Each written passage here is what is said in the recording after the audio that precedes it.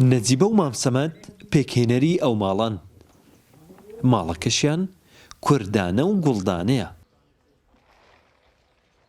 نەجیبە لە بەردەم ماڵەکەی بە ئاماژەی دەستی سوپای تورکیامان نیشان نەدات.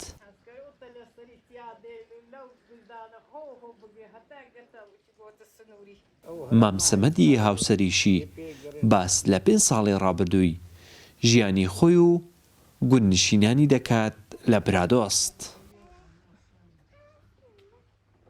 والله شوان گەوان بە قورعان تێریا کوشت و بزنی کوشت و شوانیە جەزا دای ئینە گرتی خدا گەورەیە ناهێری مەڕ و ماراتێمە بلۆڕی ئەوە ڕاستیا خوارلۆ بم. نەهامەتی و ژیان سەختی ئەم خانەوادەیە بەهۆی سوپای تورکیا وای لێکردوین زیاتر گوێبیستیان بکەین. گفتوگۆ دەکەین لەو کاتەوە دەنگی دەقەی سوپای تورکیا دەبیستین. ئەمانش تورکە تورک وتێ لێرا هەیە بە خوددا هەندێک زەلەکردن خانیایە سارۆخ بەها جوید لێ ئەوە لە شوان و گاوانەیە ئێستا ئەو حال بینە ئەوە دایەتە بەرا شوان و گاوانە.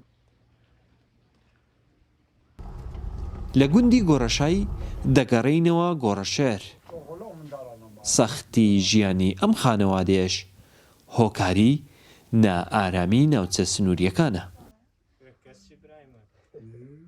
لە با عەسکەری تورکی لە بەتیارە و تۆپ لە باو تشتانەمە نەتوانین نە ئەژەلداری بکەن نەستەبەچیت چین پێ نەکرێ ئەمامە چ بکەین ئێستا بە خوددایەوەتە تەقریبا 20 سەری وراخا هەبوو وڵی 15 مینەویی و هەمووێنە پرۆژای بە 2000 مێنێدە یا چاک بە 3000 مەدە.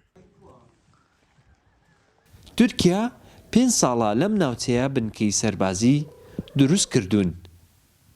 دەقە و بۆردمانی ئەم سوپایەش تا ئێستا 22 هاوڵاتی شەهید و بریندار کردوون.